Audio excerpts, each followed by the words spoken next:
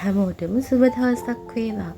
අදත් අපි බලන්න යන්නේ රසම රස බීට්‍රූට් කරියක් නැත්නම් රතු අල කරියක් අපි හදාගන්නේ කොහොමද කියලා. මටත් හම්බුණා මේ බීට්‍රූට් ගෙඩියක්. මේ ජපානයේ මේවා නම් ගන්න ගොඩක් අමාරුයි.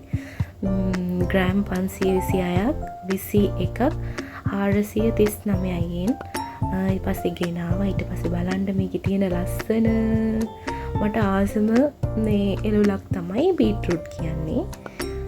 පොඩි කාලේ ඉඳන්ම මම කන්න කැමතිම කෑමක් බීට්‍රූට්.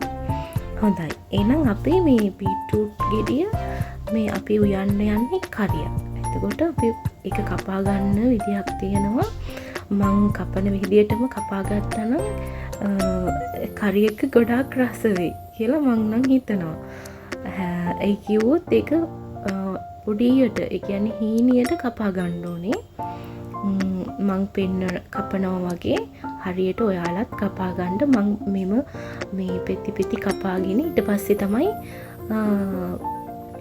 මෙම පොඩියට හීනියට කපා ගන්නේ. මෙහෙනම් මං බොහොම අමාරුවෙන් තමයි මේ බීට්‍රූට් එක නම් අරගත්තේ. අපේ සුපර් මාකට් එකේ තිබ්බෙම නෑ. මං හෙව්වා. ඊට පස්සේ දවසක් බලනකොට මට හම්බුණා මේ බීට්‍රූට් ගෙඩි. හරි. එහෙනම් අපි මේව කපාගත්ත. බලන්න මේකේ තියෙන ලස්සන මේ වගේ හීනියට කපා ගන්න ඕනේ. එතකොට තමයි අර රසටම එන්නේ. හොඳද? හරි. එහෙනම් අපි දැන් කපලා ඉවරයි. දැන් අර ගෙඩියම මං කැපුවා. ඊට පස්සේ අපි ඔයිල් ටිකක් දාලා පෑන් එකට මං දාගත්තේ ලුණු, සුදු ලුණු, ඊට පස්සේ මිරිස්. ඒ ටික ඔක්කොම මේ දාලා හොඳටම ටෙම්පරාදු කරන්න ඕනේ. ඒකේ පාට වෙනස් වෙනවා. ඒ කියන්නේ අපි ටෙම්පරාදුවේ ටික වෙලාවක් තිබ්බහම ඒකේ ලස්සන පාටක් එනවා.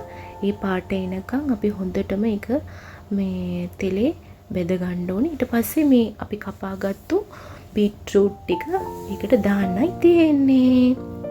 පස්සේ දාලා හොඳටම මේක කලවම් කරන්න ඕනේ. තෙල් පස්සේ අපි අර දාලා තියෙන ඒව ඔක්කොම මේකට දාලා හොඳට කලවම් කරගන්න ඕනේ. හොඳද? දැන් කලවම් කරලා තව ටිකක් මදි. දැන් මං ෆෝන් එක තියලානේ කලවම් කරේ. ඉඳ මට මේ කලවම් කරන්න අමාරුයි. ඉඳ ස්ටෑන්ඩ් එක බීම තියලා මං හොඳටම හැඳි ගානවා. ඔයාලත් බීට්‍රූට් හදනකොට හොඳටම මේ තැලේ මැලවෙන්න හොඳටම කලවම් කරන්න ඕනේ. හොඳද? දැන් අපිට තියෙන්නේ මේක වහලා මේ හොඳට තැම්බෙන්න ඕනේ. ඒ බීට්‍රූට් හොඳට තැම්බෙන්න ඕනේ.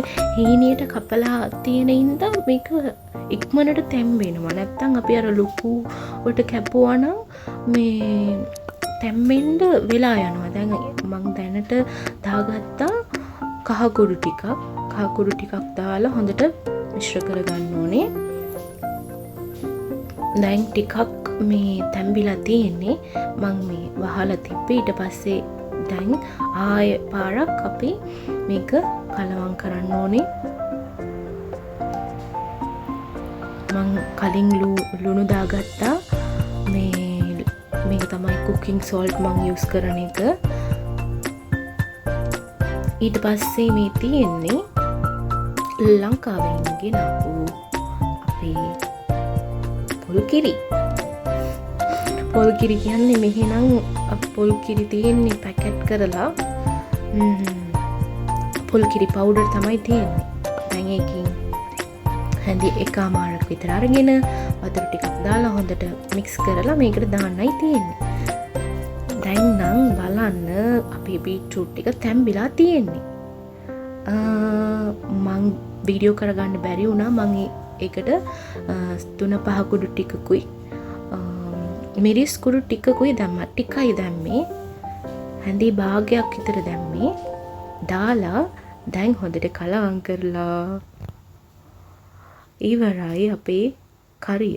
දැන් තියෙන්නේ මේක බෙදාගෙන රස බලන්නයි.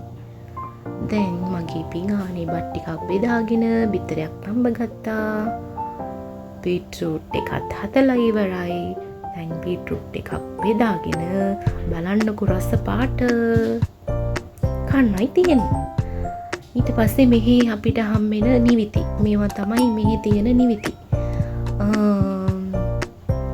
ඒකත් බෙදාගෙන පස්සේ ඒ දවසමයි මට අර පොලොස් කරියත් මං උයාගත්තේ. එතකොට මේ පොලොස් කරියක් තියෙනවා. ඒකත් බෙදාගමු. දැන් කන්න තියෙනවා බීට්රූට්, පස්සේ නිවිති පොඩි මැල්ලුමක්. ඒක තියෙන්නේ නිකන් මේ තෙලට මේ නිවිති ටික දාලා ලුණුයි මිරිස් විතරයි මං දැම්මේ. එහෙනම් රස බලන වෙලාවයි. දැන් බලන්නකො පිඟානේ ලස්සන පොලොස් කරියයි තියෙන්නේ. අර මැල්ලුමයි මං බොක්ස් වලට දාලා තියාගෙන තියෙන්නේ. ඇයි කිව්වොත් මේ වගේ රටකට ඇවිල්ලා අපිට හැමදාම උයාගෙන ඉන්න බෑ. එහෙනම් මේක දවස් 3කට 4කට හරි අපි එහෙනම් ඊළඟ වීඩියෝ එකකින් හමු වෙනතුරු පරිස්සමින් ඉන්න. බයි බයි.